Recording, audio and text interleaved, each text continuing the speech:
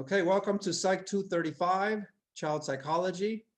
Today, we are continuing with Chapter 13, which is middle childhood, psychosocial development. Remember, middle childhood is that age between 6 and 11 years of age. And today, we're going to talk about bullying, okay? And then aggressive behavior and stuff, okay? We all know about bullying, okay? Some of us probably experienced it as when we were growing up. Some of us maybe were bullies. That's what we're going to talk about, and aggressive behavior, which is related to it. So what is bullying? Bullying is a repeated systematic effort, it says, to inflict harm through physical attack, verbal attack, or social attack, okay? I put repeated there in italics. Bullying, for it to be considered bullying, has to be repeated. It has to happen over and over again. We've all been mean to people at some point in our lives, especially when we're kids. Maybe we said something mean or maybe pushed someone or did something like that. That doesn't mean we're bullies, okay? Bullies do this over and over again. It's repeated. They pick on certain kids, okay? They may physically attack them, punch them, kick them, or whatever it is, push them, or maybe verbally attack them by calling them names, or socially attack them by, spreading rumors about them, saying mean things about them to other people, right? They do it over and over again. That's called bullying. Some more information about bullies. Bullies are neither victims of bullying or rejected. There is this myth about bullies that bullies have been bullied themselves, and that's why they're bullies, okay? That people kind of pick on them over and over again, and that's why they're bullies. That's not true. Okay, bullies, have not been bullies themselves. They're usually just these kids that are overgrown, big, strong, and they pick on other kids. And they're not necessarily rejected either. Okay, this idea that bullies are social outcasts, kids who don't fit in, or people who don't fit in, is also a myth. Bullies can actually be popular, okay, and have what we call a few admiring henchmen or admiring friends. Henchmen are like the people who do your dirty work, so to speak. Like if you're a villain, your henchmen would be the people who do the things that you need to do to carry out your malicious attacks, basically. So bullies actually have a group of people. They actually are, a lot of them are popular. They actually have a group of people who kind of support them, who hang around with them and help them carry out their bullying, okay? If they were by themselves, they probably couldn't do too much, okay? They're also socially perceptive, okay? They can be aggressive without getting into trouble with peers, without getting in trouble with parents and teachers. So socially perceptive means that they know what's going on. They're usually good at reading the situation. So they'll pick on kids, other kids, when nobody's looking, when they know they can get away with it. They're pretty good at that stuff. They know how to do their bullying, so to speak. And a big thing is that they lack empathy. They don't feel bad for their victims, okay? They don't feel sad. They don't have remorse, okay? They punish kids, inflict harm, and they don't feel bad. And that is really bad, okay? If that's not corrected, you can have a future criminal on your hands, okay? We'll talk more about, about that, a bit later. Let's keep going. There's different types of bullying. Okay, this goes without saying, but yeah, bullies can can engage in physical attacks, like I said, right? Hitting someone, punching someone, kicking someone, even slapping or pulling hair, or whatever it is. Any physical attack will do. Okay, and by the way, there's also female bullies. We're going to talk about that too. Okay, so the physical attack can vary depending on who it is that's doing the bullying. There can be verbal attacks, right? Teasing, taunting, name calling, okay? There can be relational bullying, right? Which is destroying peer acceptance and friendships, right? Where bullies will basically, pick on you and make it so that you're seen as basically an outcast, a loner, a loser, right? And they'll ruin your peer relationships and your friendships. The thing about friendships, when there's a bully that picks on you, you'll often find that your friends will not stick up for you, okay? And the bullies will destroy your relationships, and then you'll get mad at your friends why they, that they don't stick up for you. But your friends don't want to be picked on either. And the bully is usually quite bigger and stronger, sometimes older. And friends will often desert you when this big bully comes after you. They will not always stick up for you. Okay, so bullies can destroy your relationship. They'll make you feel like there's nobody there to support you. There's also cyberbullying, which is very common nowadays because we use social media. Cyberbullying is when you use electronic means to harm another person. Basically, people posting mean things about people online on social media, or someone, let's say, posts a picture, and then a bully will basically make mean comments on there and will say all kinds of awful things. It could be things that are just awful, things of a sexual nature, or things, that are just really awful, that you're stupid and ugly and things like that. There's a lot of cyberbullying that goes on. We may not be aware of it as bullying, but it is bullying, right? When people actually repeatedly attack one another online. It can be very hurtful, just like bullying in real life. Let's keep going. Male bullies and female bullies are slightly different, okay? Male bullies tend to use more direct physical aggression, okay? So they're more likely to hurt other kids directly, physically, basically, hitting another kid, punching another kid, kicking another kid, right? It's a physical attack. It's direct. It's to their face, okay?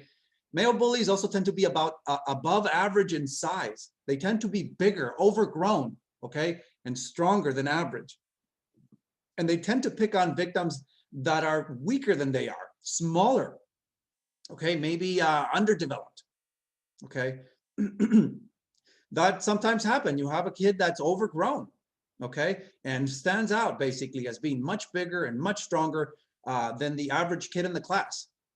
And if that male, happens to be really mean, that male can become a bully, right? Knows that he's got an edge on other people and will use that power to basically victimize other kids. Okay, sometimes they're a little bit older. I remember when I was a kid, when I was in grade school, there was this kid who was a new student, came into our class. I remember this new kid, he just came from Mexico, right? And actually this kid, maybe because he was behind academically or something like that, they put him at our grade level, even though he was probably a year older. And he was already a big kid. So he was a year older, he was already bigger than average. So he was a lot bigger than all of us. And what happened is he took over the class. He was that much bigger and stronger that people feared him.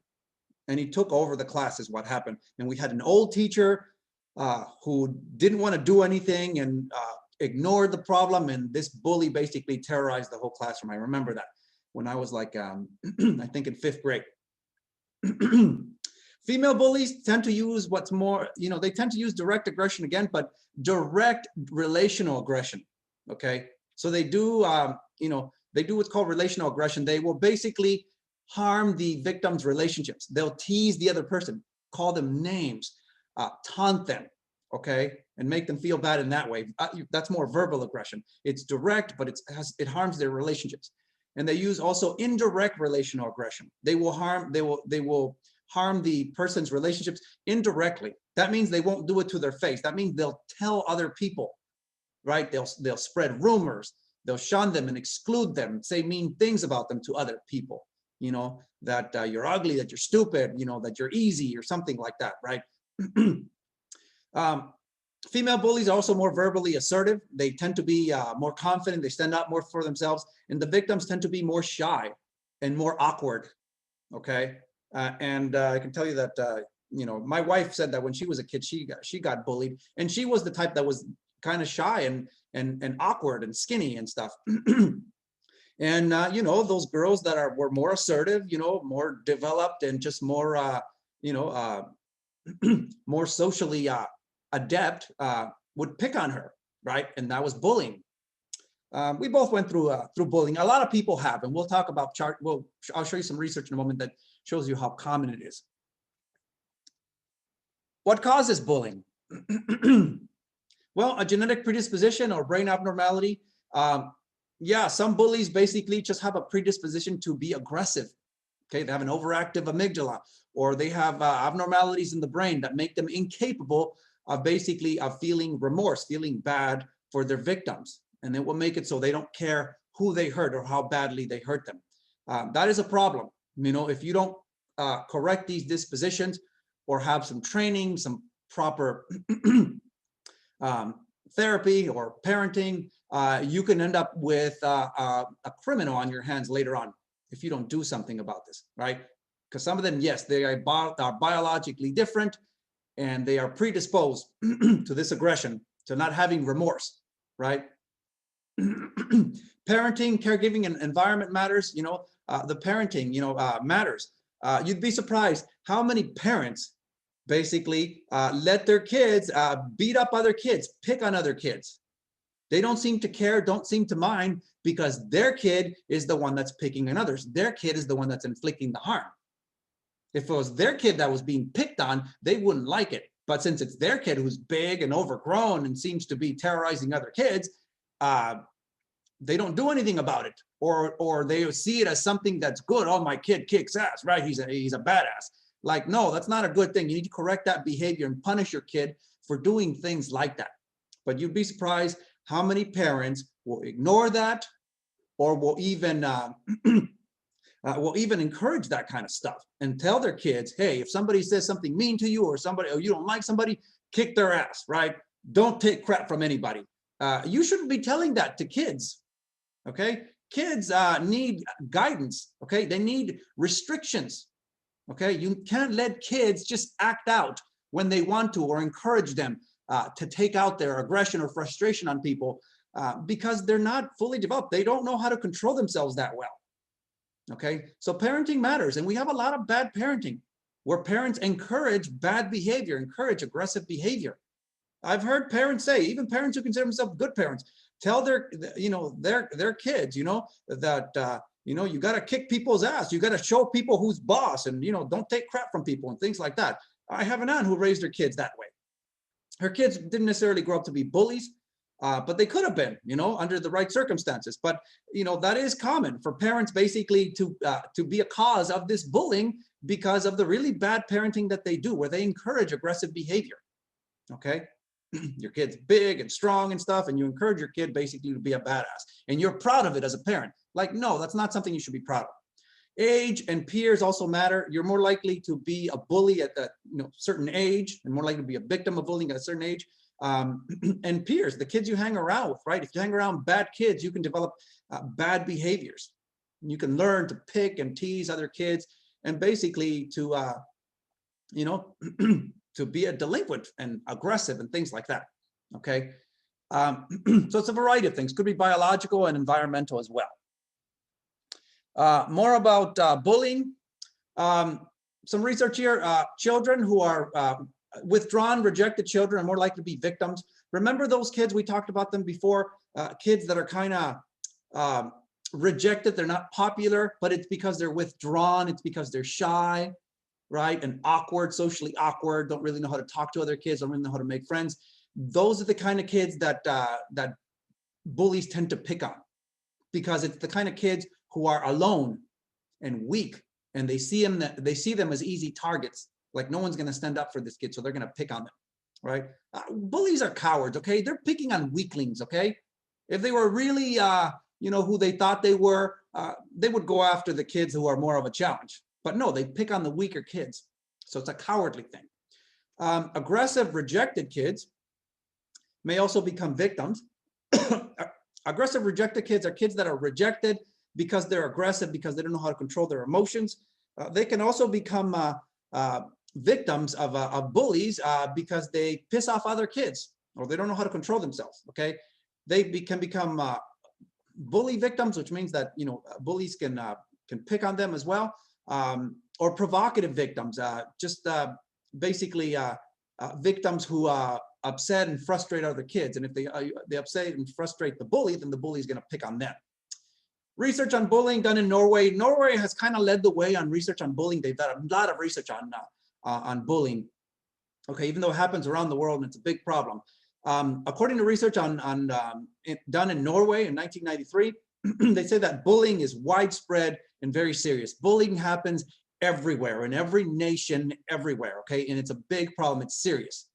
Parents, teachers are mostly unaware and rarely interfere. That's what the research found. And that was my experience too. And if you've been bullied, it's probably been your experience too, that when you are bullied, parents often do nothing about it. You tell your parents about it, they don't do anything. Or you tell your teachers, you talk to the principal, and they rarely do anything about it. They rarely interfere.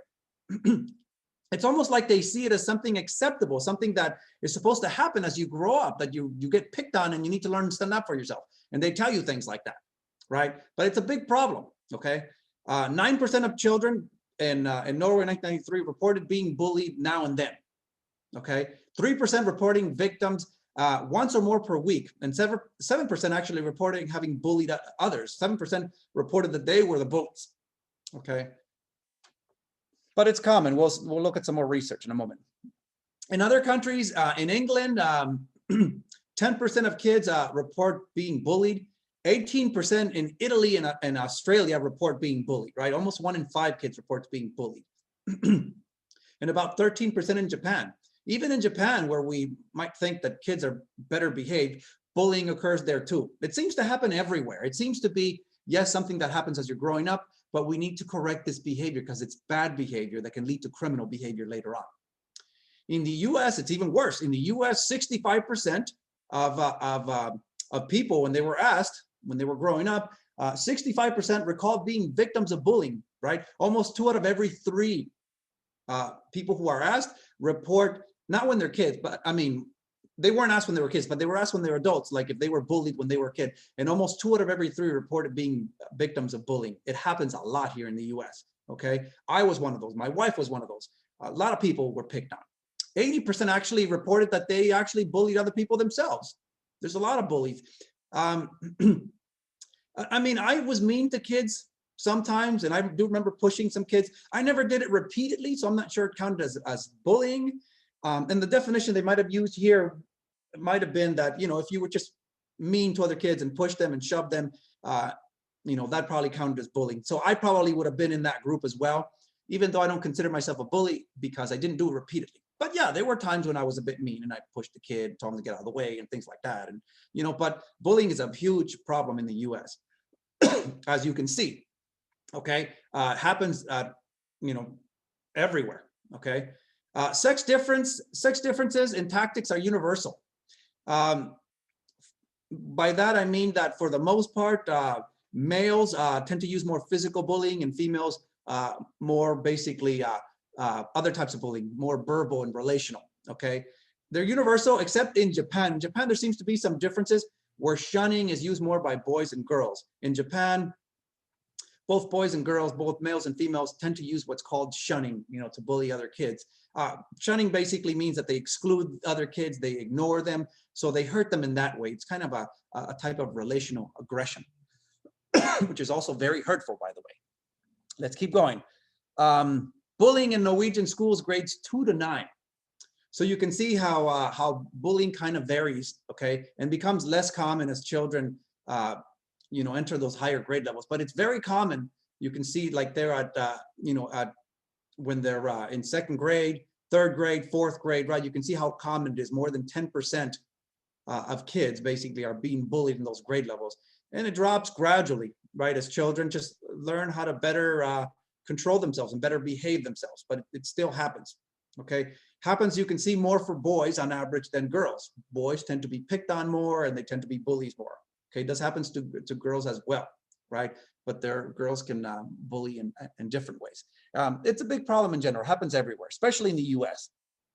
You can see the bad behavior of some of our politicians, okay? And that they seem to engage in some of this behavior as well. We've become a very divided nation, both sides picking on each other and basically repeatedly, you know, kind of attacking each other. That's bullying, guys. It even happens with adults. It's happening with our politicians. That's how awful it has become, okay? More about bullying. Bullying's effect on victims. So, you know, the victims of bullying, the kids that get picked on all the time and attacked and stuff like that, they tend to develop anxiety problems. They tend to develop depression, okay? It's an awful thing to deal with. You feel powerless. You feel like no one can help you, that it's hopeless, and you're anxious, right? You're anxious when you go to school, when you're going to face this this bully and they're going to pick on you again. You're always anxious. Victims can also suffer from underachievement, right? Their motivation to do well in school, it just drops, okay? They don't want to do well anymore. They're being picked on, okay? Often the teacher and the administration will not do anything. So they'll basically say, why should I even care about, my work here, about doing well, when you won't even help me, you won't even stand up for me. So they can often suffer from underachievement. In that one year that I got bullied in elementary school, which was in 5th grade, even I, right, and I did very well usually in school, did very well, went on to college and everything, suffered from underachievement. That one year I was bullied, I almost basically failed, okay? They passed me just because they pass everybody, by the way. But the bullying got really bad that year. And after a while, I didn't care. I didn't try. I destroyed my books because I was being picked on and no one was standing up for me. The teacher was ignoring the problem. The principal acted like there was nothing wrong. And the bullies would always say, oh, he's just being a wimp or whatever. He's just being dramatic. And they would side with the bullies. But yeah, when you do that, yeah, the kids they won't want to achieve. That's what happens. Lower self-esteem, loneliness is common, right? You feel bad about yourself, you feel lonely, you feel isolated, right? That's what happens when you get bullied, because your friends won't stick up for you either, because they don't want to be the victims of these bullies either. And the bully's usually bigger and stronger, and people fear this bully. Signs of being a bully, having bad dreams. Yeah, you can have nightmares, no real friends, your friends will desert you. Damaged clothes or torn books, right? If they pick on you and beat you up a lot. Unexplained bruises, yeah, if they're beating you up and all that stuff, those are all signs. Kids often won't say anything about it, but these are some of the signs that you'll see.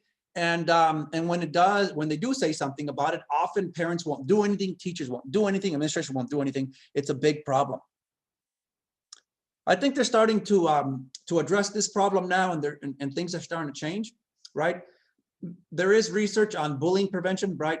What's the best way to deal with this bullying problem and get rid of it, because it's a big problem. It happens everywhere. It's best if you take what's called a whole school approach, right, where you change kind of the culture, the dynamics of the whole school. On the student level, there's mediation of peer conflict. Okay, what that means is when two kids have a problem and they're arguing or they're fighting, whatever it is, another kid can, whose job it is to be a mediator, can step in and basically almost be like the security guy, or not going to defend it, but basically say, hey, what's the problem here? What's going on? Do I need to report something? Things like that. Just another kid to get involved and say, what's happening here? What's the problem? Okay. Not that you really expect that kid to go in there and start throwing blows or start defending the other kid, but just to be aware of what's happening and report it and try to basically mediate this conflict and try to get these two kids, if they're not beating each other up, if they're just arguing, for instance, to be more reasonable and talk about it and work out the problem. Befriending lonely children. Yeah, there's kids who are socially awkward and isolated, right? If they have friends, the bully's less likely to pick on them. Teachers need to emphasize more cooperative learning, right? More group learning instead of individual learning. When you have group learning, kids work in groups, and then they're not by themselves. They're not as easy of a target for the bully. Halting, name calling, minor assaults. Kids do that a lot, call each other names, and even engage in minor assaults, push each other, shove each other, things like that. They do it a lot. Have basically a zero tolerance policy about this, right? No name calling, none of this stuff. We're not going to tolerate anything. Adult supervision of the lunchroom, the restroom, the playground. That's where bullying often happens. It won't often happen in the classroom, right? These bullies know not to do it in the classroom because the teacher's there. They'll do it in the lunchroom. None when the kids are outside, right? During recess, during lunch, right? In the restroom, they'll follow a kid into the restroom and they'll pick on him there. At the playground, often, there are adults there, but often they're not really watching the kids, or they can't watch everybody. So that's where bullies feel that they can really get away with their bullying. That's where it happens more. And you need more supervision. You need people out there watching these kids, because if there's no one's watching these kids and correcting these kids will be awful to one another. Okay, they don't know how to behave themselves that well. And if there's no adults there, no adults to encourage proper behavior and to punish improper behavior, some very bad things can happen with kids. Kids can be awful to one another, as you guys already know. Therapy with the bully and his or her family. Yes, the bully might need therapy, right? To address, what's the problem, what's causing the bullying, why are they doing it, to basically teach this bully some more correct behavior, punish the incorrect behavior, right? Some form of therapy. Removal of the bully from class and school. Often that's all it takes. You need to take that bully away from that class, right? That bully is terrorizing that class. Take that bully and put that bully in another class. What will happen then is all of a sudden this bully won't have his henchmen, right, or his or her supporters to help them carry out the bullying. And now they'll be in another class. They'll be new. They'll be by themselves, and they won't bully, at least not at the beginning. And then the class will be fine. Or kicking them out of school if they're really bad. Kicking them out of that school, sending them to another school. Let them be the new person, the outcast, right, the person without any support at another school. And that often solves the problem. And I actually argued for that. Remember talking to the principal about the bullying and stuff like that I was being bullied, and the bully denied that he was doing anything. And I pleaded with them, hey, why don't you take this person out of the class, right? Put them somewhere else. Or why don't you put me in another class? They refuse to do it. They say it's not going to solve the problem and blah, blah, blah. Like a bunch of idiots, okay? Refusing to accept the problem, okay? It helps. It really does. That's what the research suggests. But parents, administrators, teachers, often just want to ignore the problem and pretend that there's nothing they can do, that it's normal behavior, and or that it's not even happening. Okay. Let's talk more about aggressive behavior, which is related to bullying. Yes, aggressive behavior can be, part of bullying, but let's talk about it more in general now. During middle childhood, aggressive behavior does become less frequent as children become better able to control themselves. Okay. Control their behavior. Although, of course, we just talked about how bullying can be a big problem, because there are some kids who are different. It's not that they can't control themselves, it's that they take advantage of the fact that they're more powerful, they're bigger and stronger. During middle childhood, aggression is directed more at individuals, not objects, okay? So, yes, as they get a little bit older, when they do become aggressive, they'll fight other kids, they'll pick on other kids. That's the bad news, right? When they're younger and they behave aggressively, it isn't always directed at other children. Sometimes it's directed at things. They throw things, they break things. Now they're a little bit older and their aggression is likely to be more social, right? It's more of an aim at hurting somebody. Okay. Aggressive kids may show signs as early as 3 years of age that they're aggressive. There are biological tendencies, genetic predispositions, differences in the brain with those that are really problematic. And sometimes you can see this as early as age 3, that this kid is different and needs to be corrected.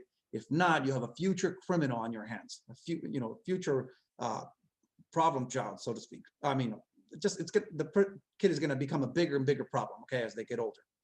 The earlier the age of onset, the greater the chance of adult antisocial behavior. So the earlier you see that problem in kids, right? The earlier you see that aggressive behavior, this abnormal behavior, right? Where they're really mean, they're very aggressive. That says that more likely there's something biologically wrong, and there's a greater chance that because it's a brain abnormality and it's hard to correct things like that, that you have a future criminal on your hands, okay? The kid is going to grow up to engage in adult antisocial behavior. Antisocial means basically behavior that can be criminal, not just criminal, but antisocial behavior in general is the kind of behavior where you pick on other people, you're mean to other people, you're aggressive, you lie, you deceive, you manipulate, you steal, and you don't feel bad. That's antisocial behavior. It's actually a psychological disorder, antisocial personality disorder. Okay, nearly 50% of early offenders have serious problems as adults or adolescents. Nearly half of the kids who have problems with aggression as children will have problems as adults. It's a serious problem. It's something we need to correct. And if we can correct it, we can save ourselves a lot of trouble down the road. Okay. There's a lot of criminals out there. And if we get to them early, we can prevent that. What produces violent behavior in general? Okay, this aggressive behavior, lots of different things, but here are some things, right? Experience with violence is the best predictor of antisocial behavior. What that means is that if you have a kid who's violent, who's aggressive, right? They've been that way in the past, they're more likely to be that way in the future. Okay, so it's like, past violent behavior, past aggressive behavior is the best predictor predictor of future violent, aggressive behavior, of future antisocial behavior. Okay. And also exposure to violence also produces aggressive behavior. Emotional behavior, temporary upset or post-traumatic stress disorder. Exposure to violence means basically the child grows up in a home where aggressive behavior is common, where dad, for instance, is is beating up mom, or they're beating up each other, cussing each other out, a lot of emotional behavior, a lot of yelling and screaming, right? The kids can be temporarily upset and get angry, right? Or they can even be traumatized by this fighting, especially if it's physical, right? And have post-traumatic stress disorder, right? And be traumatized by this sort of stuff. All that exposure to violence can also produce future violent behavior, right? If they're on edge, for instance, they're more likely to act out in a situation that they shouldn't act out in. Lack of acceptance. 7 to 12 years of age is critical to receive acceptance. Children need friends, they need acceptance. Those that do not are more likely to be aggressive, more likely to have problems, to have, to develop, to be antisocial. Joining certain groups encourages delinquency. Children can find acceptance among delinquent groups, among group of kids, other kids that are aggressive and have these antisocial tendencies, right? They're not accepted among the normal population because they're aggressive, they're different, right? But there are other kids that are just like them.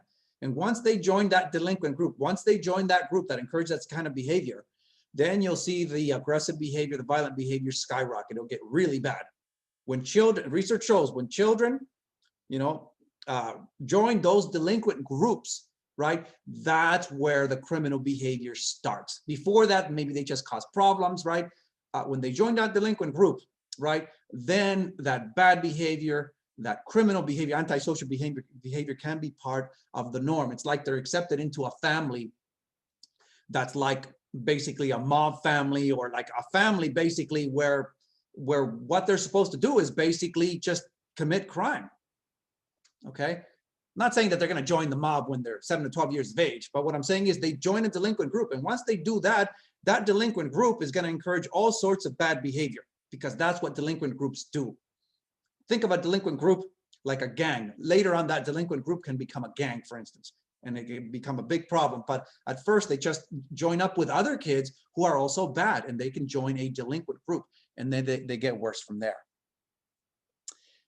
Features of chronic offenders. There are people who commit crime and engage in violence and aggressive behavior throughout their whole lives. The people who are basically lifetime criminals, basically. When you look back at the childhood history of these criminals, these chronic offenders, as we call them, you can see very clear patterns. In preschool, these people were hyperactive. They showed oppositional behavior. Oppositional behavior basically means that they willingly, purposely oppose whatever you want them to do. You tell them to behave themselves, to be quiet, they do the opposite.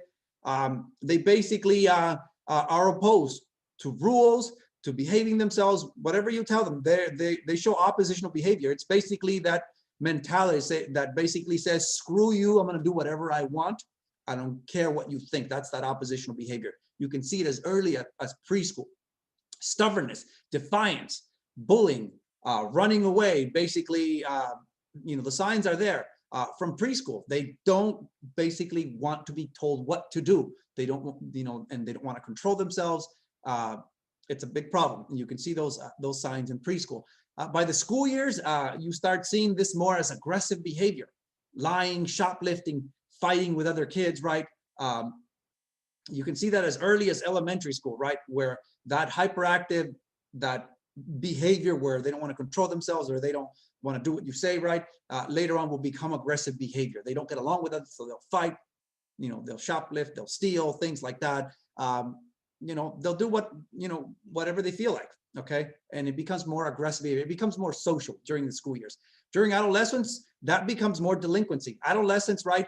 Identity, acceptance is a big part of adolescence. And during adolescence, if they haven't been stopped already, during adolescence, they will join delinquent groups and gangs and things like that. And then it becomes really problematic, really serious, okay?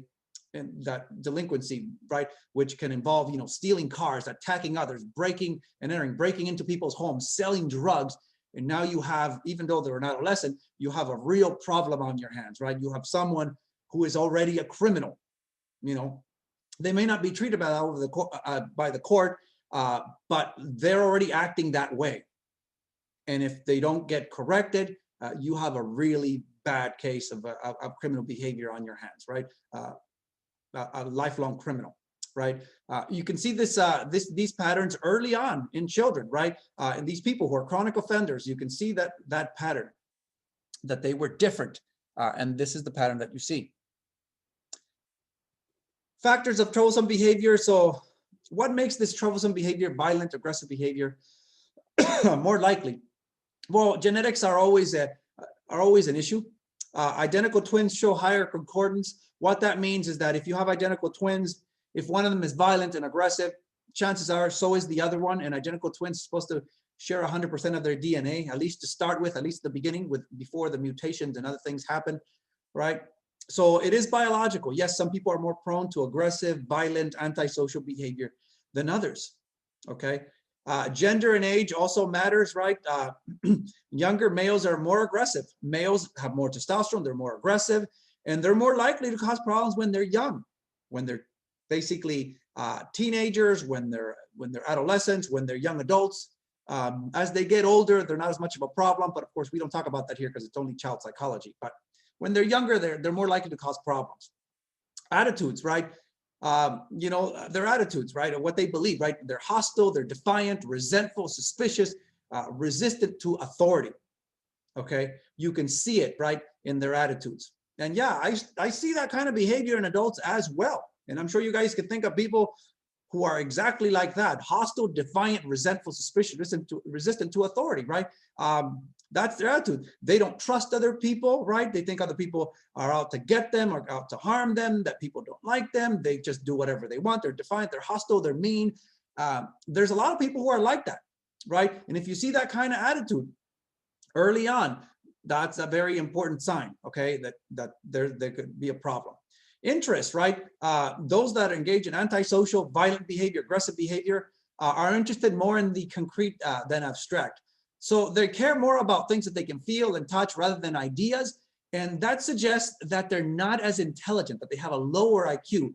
Remember, having higher IQ means that you can think abstractly, right? You can think about ideas and imagine things and things like that. A big pattern, a big factor that we see a correlation when it comes to those that are hostile, aggressive, is that they tend to be less intelligent. They're more interested in the here and now, the concrete. They're more interested in the fact that, that they want, that kid's phone and they're going to take it, right? It's a physical thing. Or that they're mad and they want to beat the crap out of that kid. Never mind talking and resolving the problem through conversation, ideas. No, they are interested in the physical stuff. That's what they understand. That's the way they deal with things. Parenting also matters, as I talked about, right? Children who come from, who are violent and antisocial, often come from homes where there's less understanding. There's just worse parenting, okay? There's less affection. There's less moral clarity, where the parents are often, without knowing it, teaching their kids some very bad behavior, some very bad lessons. Maybe because the parents are beating each other up or cussing each other out. But sometimes parents directly teach their kids very bad lessons. I've heard parents tell their kids, and we're talking about kids, remember, right? Tell their kids, hey, don't let anybody take advantage of you. You beat the crap up, whatever you need to beat up, right? If you want something, you take it. You have to show people that you're powerful. You need to, get what's yours, and you need to basically seize the situation. You can't talk to a kid that way, okay? It's bad. Maybe an adult, yes, right? Seize the moment, right? Be powerful, right? Exert your will and be successful in that way. You can't tell a kid that. You tell a kid that, and they're going to run wild. They can't control themselves. You can't tell a kid to seize the moment and to be powerful and to basically dominate others. No, you have a criminal on your hands if you have a kid that believes that. That is bad. Kids need structure. They need restrictions. You can't be giving those types of lessons to kids. And I've heard criminals right? Lifelong criminals talk about what their parents taught them, what they told them, and their parents told them things like that. Don't ever let people, tell you what to do. Don't ever be a follower. Don't ever let people take advantage. Don't ever basically let people mistreat you. You mistreat them. You exert your will. You know what? That's just very bad advice to a kid. Very, very bad. It might be okay for an adult, but not for a kid. Okay, remember, kids are to some extent more like animals than adults. Okay, they're less able to control themselves. They're less able to think intelligently. Okay, you shouldn't be giving them those kinds of lessons. It's really, really bad. You should be giving your kids guidance and structure and restricting, right, and controlling their behavior. Not telling them things where they're going to basically, you're going to free their aggressive behavior, their natural animalistic tendencies. No, that's bad. Okay, I can't say enough about parenting. I see so much awful parenting out there. Okay, people don't know what they're doing. Okay, operant behavior, right? Reinforce or fail to punish aggression, right? You also see that a lot, and it's part of parenting as well, where kids are rewarded for being aggressive, rewarded basically, for doing things that are violent. Let's say there's a kid that's, is playing with another kid, and the other kid doesn't want to share the toys, and the kid complains to mommy, right?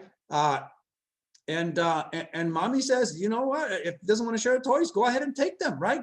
Just teach this kid a lesson, right?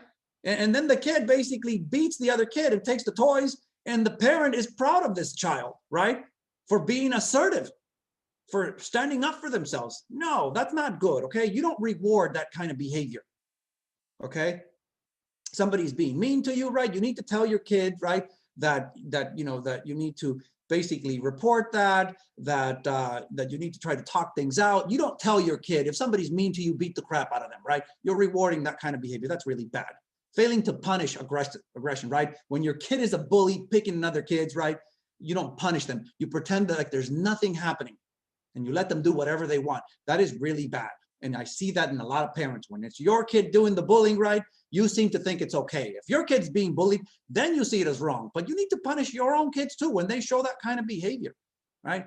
Social, right? Social behavior as well. Not forming normal bonds with others. There are kids who are rejected, who don't fit in because they're aggressive, right? They're on edge, so to speak. They're traumatized. Or kids who just don't get along with others.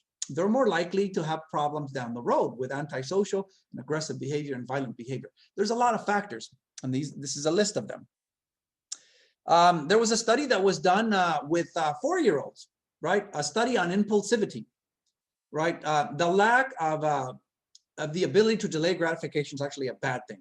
You need to teach kids to delay gratification. Delay of gratification means that you need to wait for your reward. You do the good behavior first, and then the reward comes later. You need to teach children that. There was a study done with 4-year-olds where children were placed in a room with candies and toys, okay? And, the researcher, the adult in the room, told the children, don't eat those candies, right? Don't touch those candies, right? Do not play with the toys. When I come back, I will give you some candy. I'll let you play with the toys. The researcher, the adult, then left the room and watched the kids through a one-way mirror. A one-way mirror is a kind of like it's like a mirror where if you're inside the room and you look in the mirror, you just see your reflection. But somebody outside the room, it's like a window, and they can see through, they can see what's happening in there, and they cannot be seen by the people in the room. Results show that some kids could not resist, right? They ate the candies, they played with the toys, they couldn't control themselves. Other kids were able to did wait for the adult to come back and let them play with the toys, let them have some candy. Follow-up studies on these kids, they followed these kids, right, into later years. Follow-up studies showed that the children who could not delay gratification, the ones who couldn't wait, the ones who couldn't control themselves, were more irritable, more aggressive. They were less able to cope with frustration. They were less able to control themselves. Those that delay gratification, they handle frustration better. They're more calm, more focused, more self-reliant, more popular. They are better in elementary school and high school, right? They get better grades. They get better HAT scores. In general, these kids are smarter, right? Those that can't control themselves tend to be the bad ones. They tend to be the ones who have more problems down the road. It's a very good thing to teach kids to control themselves, to teach things that you need to teach kids things like you need to do the hard work now right? You need to control yourself now and do what it's expected of you, and the rewards come later. That's the way life is, right? You work hard now, you get good grades through hard work, right? You get, and then you get your degree, and then the reward comes later when you get the good job that pays well, right? It comes years down the road. You need to start teaching kids these lessons, right? That first you do the work, then you get the reward. You don't get to get the reward before you do anything, right? You don't get the good things without working for them, right? You shouldn't do that with kids. You shouldn't just reward them or give them all this stuff without them earning it. You're teaching very bad lessons when you do that. Kids need to learn to control themselves. They need to learn not to be impulsive. And if they do learn that, if they control themselves, they'll be much better off later on. Media, of course, will also affect aggressive behavior. Children spend a lot of time in front of a screen. They spend a lot of time in front of the TV.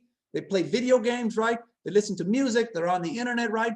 All this is media, okay? Violent TV and video games are associated with aggressive behavior, right? If kids are exposed to aggressive behavior on TV, on the internet, on video games, they're more likely to be aggressive themselves. TV viewing is both positively and negatively related with achievement, okay? TV viewing can be both good and bad is what this says, right? If you watch too much TV, like over 30 hours of TV, I think that's per week, okay? Then that's bad, okay? That more likely lead to negative outcomes where children learn a lot of bad things. They see a lot of aggressive, TV violent programming, and they're more likely to be aggressive. However, if they watch a lot of TV, they will also have a bigger vocabulary because they're exposed to more language. But in general, TV is a very bad influence. What do you see on TV, right? What are the kind of things that kids want to watch? The kind of stuff that's really bad for them, right? Aggressive shows, violent TV, right? Or stuff that's of a sexual nature. That's what's interesting. That's what sells. Those are the, those are the most, the shows that people watch the most. And that's the way kids are. And what you'll find is that the young kids, the very young kids, they want to watch the TV of the older kids, right? And the kids who are basically 6 to 11 years of age, they're not yet adolescents. The kind of TV they want to watch is the stuff that's meant for adolescents. So they want to watch the shows about kids hanging out and having friends and having their adventures and their relationships, right? And they get exposed to aggressive behavior and behavior of a sexual nature, and it's really bad. Okay, but kids, that's the way they are. They usually want to watch older kids. They want to watch TV with older kids. And I remember this in my daughter, when she would watch the animation, the cartoon, she was a little kid. Actually she is now still. She watches the stuff where it's teenagers, right? She watches the stuff, what is it called? Descendants, if you've heard of that. I think it's a Disney show. And other things. And these are teenagers having their adventures, and they have their friends and they date and like each other. And they also have fights and things like that. And it's not too bad. It's gotten better over the years at the TV, especially the one meant for kids. But that's what you always find with kids. They always want to watch like TV that is not meant for them. And if you don't supervise them, they're going to watch the stuff they're not ready for. And of course, the TV for adults is just awful. Okay. A lot of killing, a lot of sex, a lot of aggressive, antisocial behavior is shown. And by the time you have an adolescent, that's the kind of stuff they're going to want to watch. And if you don't supervise them, that's what they're going to be watching. They're always a step ahead, the kids, when it comes to what they want to watch, what they want to be exposed to. Ways that media can increase aggressive behavior, right? Observational learning of aggression, right? Modeling, right? Children watch, other people being aggressive, right? Fighting, killing each other, saying mean things to each other. You see that, right? It's a very common thing. Think about, those movies that are very popular with the Avengers or the superhero movies. A lot of aggressive behavior there, a lot of violence. Kids love that stuff. And apparently so do adults. They don't necessarily show a lot of sexual behavior, but come on, they are wearing outfits that are very provocative and revealing, okay? Media violence is information as they watch, this aggressive, violent TV. That's information for them. They learn this is the way adults behave. This is what you're supposed to do if people are mean to you, right? They see that as information. Reduction of inhibition.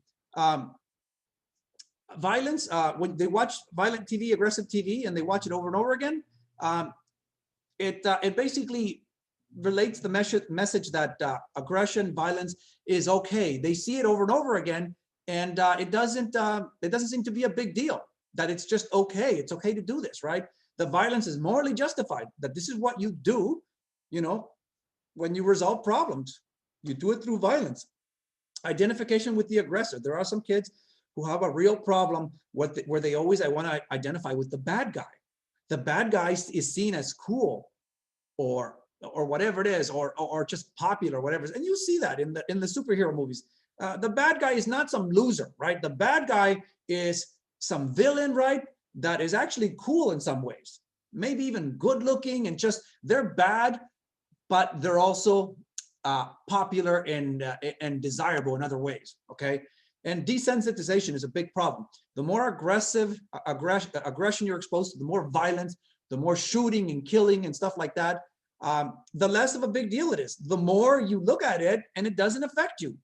When you first are exposed to the stuff as a kid and you see people fighting each other, killing each other, it scares you, right? It does. I remember when I was a kid, when I watched a violent movie once where I saw basically, someone get beheaded. It scared the hell out of me as a kid. I had nightmares, okay? But as you watch more and more stuff like that, more aggressive, violent TV where people are killing each other and, and stabbing each other or shooting each other, it doesn't seem like a big deal anymore. And for adolescents nowadays and adults, seeing that stuff on TV is no big deal. It's like somebody gets killed, somebody's head gets chopped off, somebody gets shot, and they bleed to death. No big deal, right? It doesn't affect you. You don't feel bad for them. That's desensitization. As we see more and more violence, we respond less strongly to it. So in other words, it is seen as more acceptable. We don't respond strongly to it, right? It doesn't shock us. We don't feel sad. We don't feel awful, right? It's like it's not a big deal. And when it's not a big deal, right, then it can happen more easily, right? Because you see it as just something that it's not a big deal. It happens, right? That's the problem, desensitization. Anything you're exposed to over and over again, you become desensitized to. And that just means that it doesn't affect you that strongly. You don't react that strongly to it anymore. Okay. That is where I'll stop. That is the end.